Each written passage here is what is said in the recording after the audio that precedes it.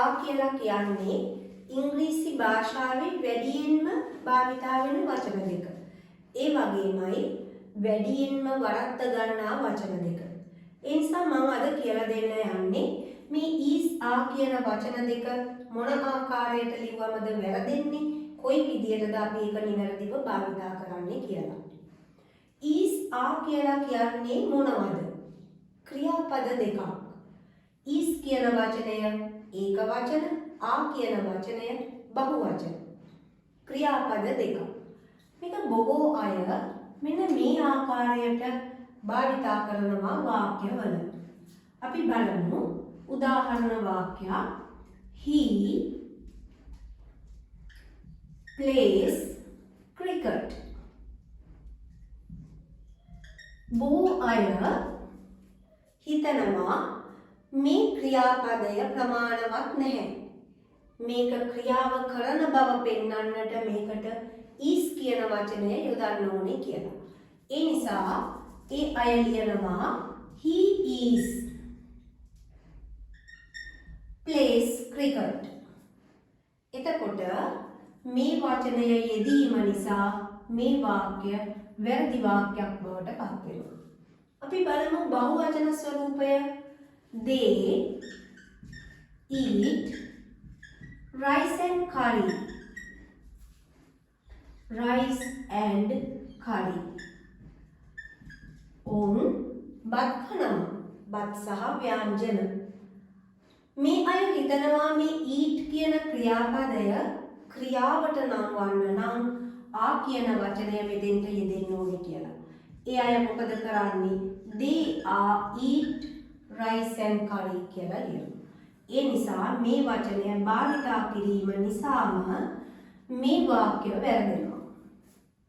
එහෙමනම් මම ඔයාලට පැහැදිලි කරන්නම් මේ place කියන වචනය eat කියන වචනය මේ ක්‍රියාපද දෙක මොන වර්ගයේ ක්‍රියාපදද?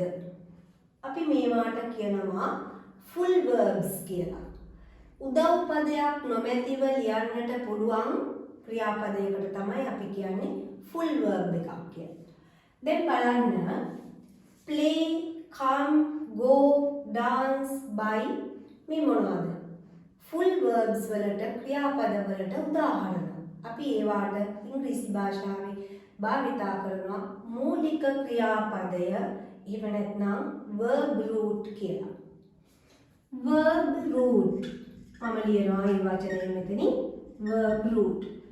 මේ තියෙන්නේ play කියන verb root එකට plus කරලා s එකක් එකතු කරලා s එකක්. මේ තියෙන්නේ verb root එකක් කිසිවක් එකතු කරලා නැති පිරිසිදු ක්‍රියාපදයක් eat. එහෙනම් ඒ තියෙන්නේ verb root එකක්. මම නැවත කියනවා මේ තියෙන්නේ verb root එකට s එකක් plus කරලා එකතු කරලා මේ තියෙන්නේ පිරිසිදු ක්‍රියාපදයක් verb root එකක් කිසිවක් එකතු කරලා නැති. මේ අවස්ථා දෙකටම මේ වචනයට හෝ මේ වචනයට මේ අවස්ථා දෙකටම කිසි විටක ඉදිරියෙන් is are යොදන්න එපා.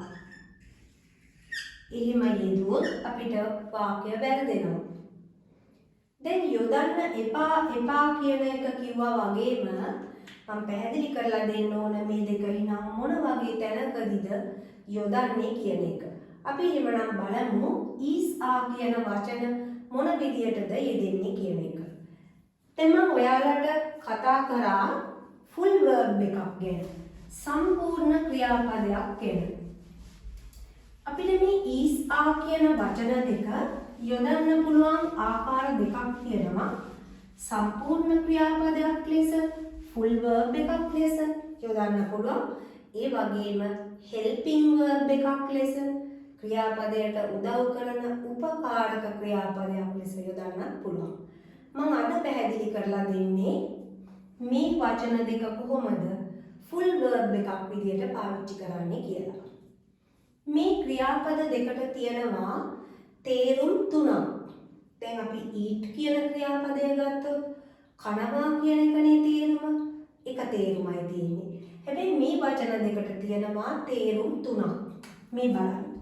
ඉන්නවා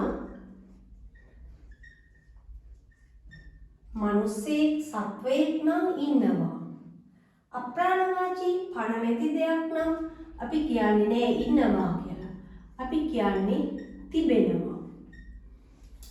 ඒ වගේමයි මේකට තියෙනවා තව තේරුමක් වෙනවා. දැන් මේ තේරුම් තුන ලැබෙන විදිහේ උදාහරණ වාක්‍ය කීපයක් මම ලියනවා. මේ බලන්න. There is a boy. පිරිමි ළමයෙක් ඉන්නවා. අපි කියමු තිබෙනවා කියලා උදාහරණයක්. There is a tree. ගසක් තිබෙනවා. ගසක් ඉන්නවා කියන්න බෑනේ. ගසක් තිබෙනවා. වෙනවා. He is a good boy. ඔහු හොඳ පිරිමි ළමයෙක් වේ. He is a good boy.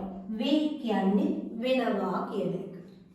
දැන් බලන්න මේ වාක්‍යයේ කිසිම තැනක වෙනත් ක්‍රියාපද නැහැ මේ ක්‍රියාපදය හැරුණුකොට. එහෙමනම් මේ යෙදිලා තියෙන්නේ වෙනත් ක්‍රියාපද නැහැ ෆුල් verb එකක් විදියට. ඒ ෆුල් verb එකට මේ තේරුම් තුනම තියෙනවා. දැන් අපි මේ වාක්‍යම පරිවර්තනය කරමු බහුවචන වලට. මම මෙතනම බහුවචන නැවත ලියන්නේ නැතුව මේකම පරිවර්තනය කරලා පෙන්නුවොත් ඔයාලට වඩා හොඳින් පැහැදිලි වෙයි. is කියන එක මම අයින් කරනවා බහුවචන ක්‍රියාපදයේ යොදනවා ආ. බහුවචන නම් කොහොමද කියලා තියෙන්නේ? එකක් තිබුණොත් නේ කියලා තියෙන්නේ. එහෙමනම් තියෙන්න බෑ මම එක අයින් කරා. there are මම මේක බහුවචන කරනවා boys. අපි මේකත් බහුවචන කරමු. මම හිතන්නේ දැන් මම නොකියුවත් ඔයාලට පුළුවන් තනියම ඒක කරගන්න. is කියන එක අපි අයින් කරනවා. ආ කියන බහුවචන verb එක දානවා. එකක් තියෙනවා නම් කොහොමද තියෙන්නේ? තියෙන්න බෑ.